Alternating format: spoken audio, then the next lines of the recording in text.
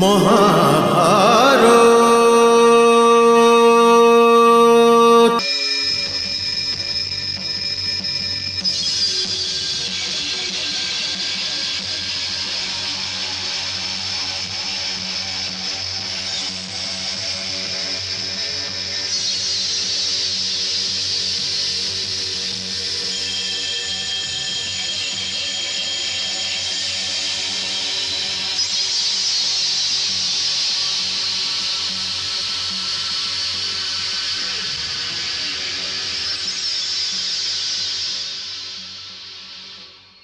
ও রাজভবনই হোক বা বন, তোমাকে ছাড়া জীবন অসম্পূর্ণ লাগে অর্জুন।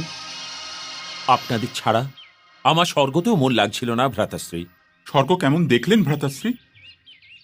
যদি আমরা সবাই একসাথে হতাম তাহলে হয়তো ভালো লাগতো, কিন্তু আমার মনে হয়েছে যে শরীর ওখানে আছে আর আত্মা এখানে। দিব্যাস্ত্র পেয়ে গিয়েছ? হ্যাঁ ভ্রাতাশ্রী। পাশুপদ অস্ত্র কেমন হয়ে থাকে ভ্রাতাশ্রী? এখনই দেখাচ্ছি।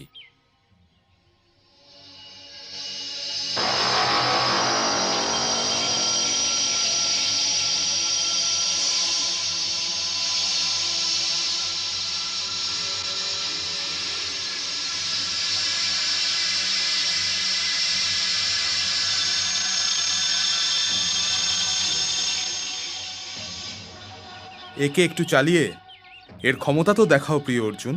অবশ্যই ভ্রাতাশ্রী।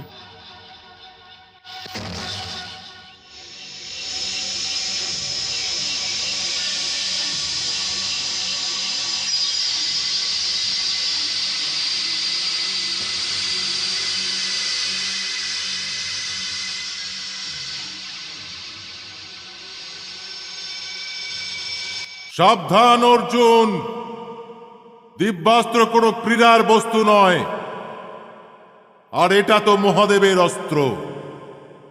যদি তুমি প্রকৃতির বিনাশ চাও তবে এই অস্ত্রের প্রয়োগ করো।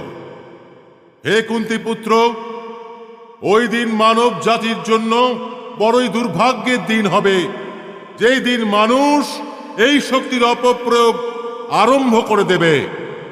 দিব্য শক্তির প্রয়োগ কেবল মানব কল্যাণের জন্যই হওয়া উচিত, মানব কল্যাণের জন্য।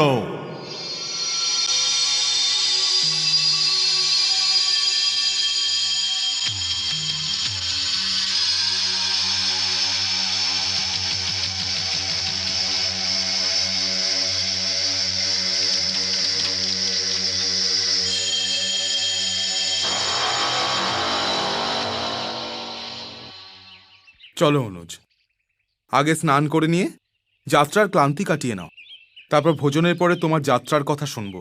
চলুন ভ্রাতাশ্রী, আসুন। মহাভারত।